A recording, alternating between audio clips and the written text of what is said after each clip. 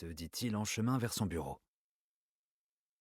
Après avoir fait démarrer son ordinateur, il commença à parcourir les mails reçus pendant le week-end. Bien des gens trouveraient son job ennuyeux, mais lui se sentait apaisé, plongé dans les feuilles de tableur, les rapports budgétaires et tout le tout-im. Il travaillait au service financier et, sans vouloir se vanter, il se trouvait plutôt bon dans son domaine. En tant qu'analyste d'affaires, il s'occupait principalement des investissements. Jake avait un don pour choisir les excellentes actions et éviter les mauvaises. Il avait toujours eu un très bon instinct pour ce genre de choses. L'open space se remplit peu à mesure que les employés sortaient de l'ascenseur. Une fois les premiers saluts et politesses échangés, le bruit retomba peu à peu et tous s'attelèrent à leurs occupations respectives. « Pas de donuts », remarqua Jake, déçu. Assis sur son siège, la plupart des tâches les plus urgentes déjà évacuées, il recommença à se sentir un peu fatigué, en manque de sommeil. Ses collègues avaient depuis longtemps compris qu'il n'était pas du genre à faire la conversation et le laissaient donc tranquille. Exactement ce qu'il voulait. Jake avait toujours été quelqu'un d'assez décontracté, prudent et un peu en retrait. Éternel loup solitaire, il choisissait des activités qui ne le contraignaient pas à interagir avec les autres. Même quand son père l'avait forcé à faire du sport pour le sortir de sa chambre, il avait opté pour le tir à l'arc, parce qu'il pouvait s'y adonner seul. Tout bien considéré, Jake était satisfait de sa vie. Son travail payait bien, il avait une bonne famille, un bel appartement, des collègues sympathiques, et l'avenir lui souriait franchement.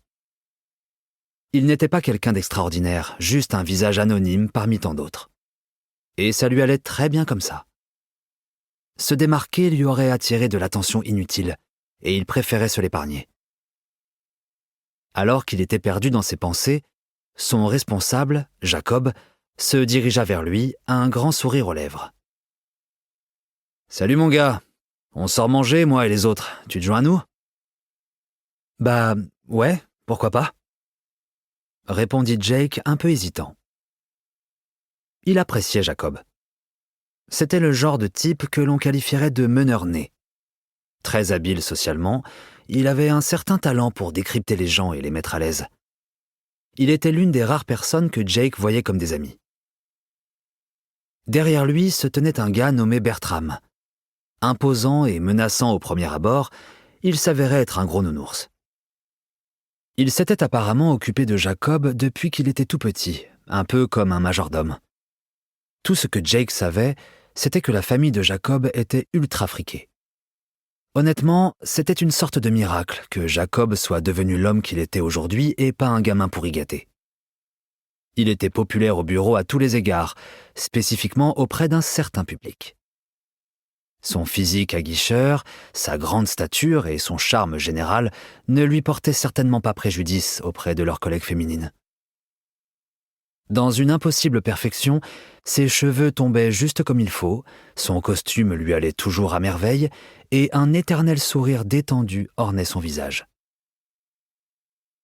C'était grâce à la capacité de cet homme à tenir une conversation plus étoffée que quelques phrases, même avec quelqu'un comme Jake, qu'il parvenait à s'entendre.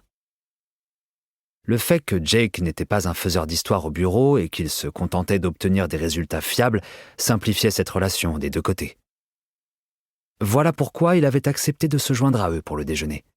Parce qu'en compagnie de Jacob, cette sortie de groupe ne serait pas si gênante. Jake se leva pour discuter avec Jacob et Bertram sur le chemin de l'ascenseur de la réunion prévue après le déjeuner. Il vit Joanna et Mike, le mari de cette dernière, entrer dans l'ascenseur que Jacob, Bertram et lui s'apprêtaient à emprunter. Celui-ci fut vite bondé puisque 3 personnes y étaient déjà montées pour descendre. L'une d'entre elles était Caroline. C'était une collègue des ressources humaines qui partageait l'open space du service de Jake. Elle était d'1 an sa cadette, mince, blonde et en toute franchise, exactement son type de fille.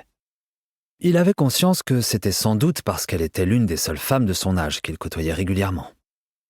2 personnes de sexe opposé à proximité l'une de l'autre, tout simplement. C'était l'une des raisons pour lesquelles il ne tentait jamais rien.